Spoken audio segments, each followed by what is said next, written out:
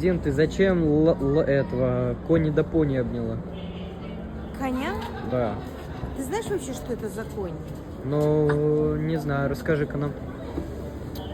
Кеша, это же мы, знаешь, с тобой находимся в Новом Орлеане. Ну да.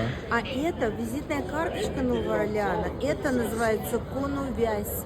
В старые времена к таким штукам Погромче. привязывали коней. Это парковка для коней. Вот здесь еще было кольцо.